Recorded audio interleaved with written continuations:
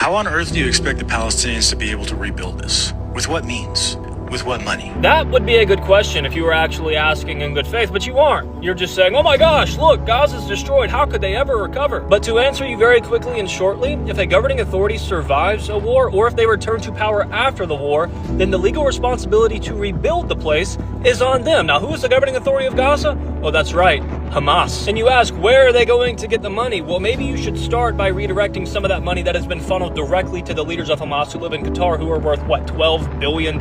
Now, of course, $12 billion isn't going to be enough to rebuild Gaza. There is going to have to be some international help. Just like Kuwait. Okay, Iraq invaded Kuwait in 1980, and afterwards, Kuwait rebuilt itself with the help of the international community. That is what is going to happen to Gaza. That's what everyone has been saying. That has been the plan all along. But they were responsible, even when there was a war that occurred within their own territory. That's how the law works. Hamas invaded Israel on October 7th. Hamas deliberately embeds itself in a civilian population, and literally much, if not all, of the civilian infrastructure in Gaza is not off of limits because of the way Hamas chooses to fight. That's why it's been leveled. And it's not Israel's fault that the Arabs have never chose to live in peace with Israel or alongside a Jewish state. And it's not their fault that the people of Gaza elected Hamas democratically. Even though Hamas continues to not hold elections, they still overwhelmingly support Hamas as a governing body. And they choose where the resources go. They control everything in Gaza, from the resources to whatever comes out in the media. It's not Israel's fault that they have diverted resources that could be used to better the lives of the people in Gaza for themselves and their terror activity. That's Hamas's fault, buddy. The most pitiful thing about all of you anti-Israel people is you act as if the Palestinian people and Hamas have no human agency, like they aren't responsible for their own decisions or the consequences that come from them.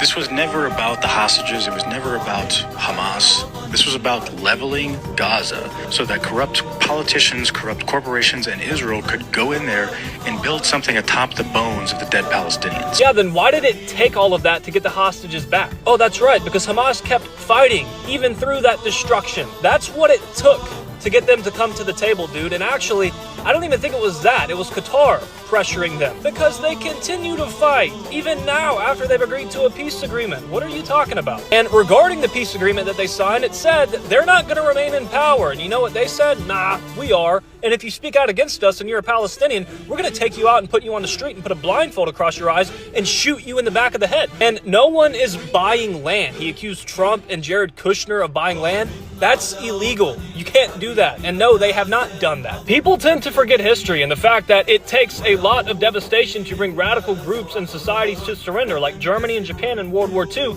And it takes a lot for Hamas because they're a death cult who is willing to sacrifice everything.